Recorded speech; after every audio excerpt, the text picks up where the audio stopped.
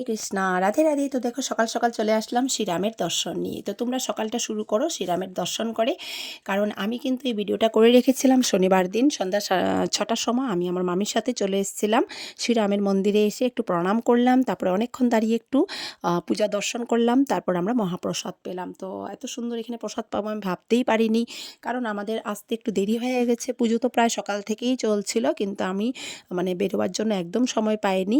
বাড়িতেও তো অনেক কাজ থাকে বলো, সব কাজ সেরে টেরে তারপর আমি বিকালবেলা চলে আসলাম মামিদের বাড়িতে। মামিকে নিয়ে তারপর আমি শ্রীরামের মন্দিরে গেলাম। সেখানে গিয়ে শ্রীরামকে প্রণাম করলাম। প্রণাম করে তারপর একটু প্রসাদ পেলাম। তো শ্রীরামের মন্দির এখানে এত সুন্দর করে পুজো হয়, এই বছর আমার পুজোটা দেখে খুবই ভালো লাগলো। তারপর আমরা চলে গেলাম বাসন্তী পূজায়। বাসন্তী পূজা লামডিংয়ে কিন্তু কামাখ্যা কলোনিতে খুব সুন্দর করে হয়, অনেক বড় করে এখানে পুজো করা হয়। তো দেখো এখানে কিন্তু অনেক ভক্তরা আসে দূর দূর থেকে মাকে দর্শন করার জন্য। তো মন্দিরটা তোমরা বাইরে থেকেই পুরো দর্শন করো, আমি কিন্তু পুরো ভিডিওটা করে রেখেছি মার দর্শন করার জন্য।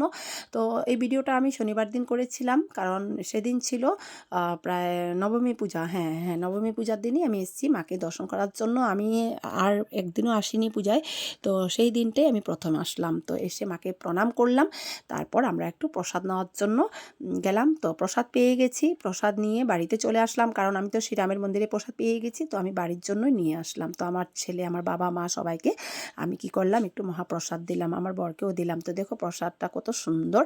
তো প্রসাদ দর্শন তো অনেক ভালো, তো দেখতেই পাচ্ছ তোমরা কি সুন্দর করে প্রসাদটা সাজিয়ে দিয়েছে। তো প্রসাদ পেয়ে তারপর আমরা সবাই ঘুমিয়ে পড়লাম। তো পরের দিন হলো রবিবার। তো রবিবার দিন দেখো আমি রেডি হয়ে চলে যাচ্ছি বিকালবেলা, তখন 5টা বাজে। কোথায় যাচ্ছি চলো দেখবে।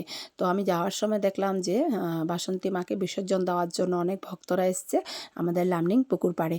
তো পুকুর পাড়ে যখন দেখলাম যে মাকে বিসর্জন দিচ্ছে, আমিও দাঁড়িয়ে কতক্ষণ বিসর্জন দর্শন করলাম, প্রণাম করলাম, কারণ আমার 2 চোখ দিয়ে জল পড়ছিল, অনেক দুঃখ হচ্ছিল সেদিন মনটার মধ্যে। কারণ জানি না কেন অনেকেই অনেক কিছু আমাকে বলেছে, তার জন্য আমার কোনো যায় আসে না। আমার অনেক দুঃখ যদিও হয়েছে, কিন্তু মনটাকে শক্ত করে আমি কি করলাম, এবার একটু মায়ের মন্দিরে চলে আসলাম।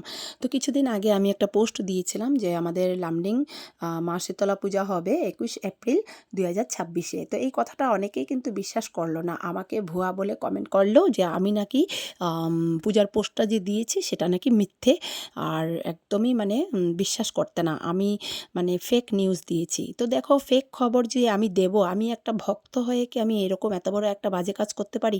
আর আমার এই কথাটা সবার কাছে জানি না কেমন লাগলো, কিন্তু দেখো আসল সত্যিটা তো বেরিয়ে পড়লো না, যে 21 এপ্রিল 2026 থেকেই কিন্তু মায়ের পুজো শুরু হবে, আর 28 এপ্রিল 2026-এ পুজো শেষ হবে। এত বড় একটা বসন্ত মেলা হবে এখানে, আমি কি করে মিথ্যে কথা বলবো? আমি সত্যিটা না জেনে কখনোই কিন্তু কিছু পোস্ট করি না। আমি যেটাই পোস্ট করি না কেন, আমি সত্যিটা জেনে তারপরেই আমি পোস্ট করি। তো তোমাদের যদি ভালো লেগে থাকে তোমরা অবশ্যই একটু জয় মা শীতলা করে বলবে, আর আমার ভিডিওটা ভালো লেগেছে কিনা, আমি সত্যি কথা বলেছি কিনা, তোমরা কে কে আমার সাথে আছো, কে কে আমার কথায় তোমরা বিশ্বাস করো, সবাই আমাকে একটু জানাবে।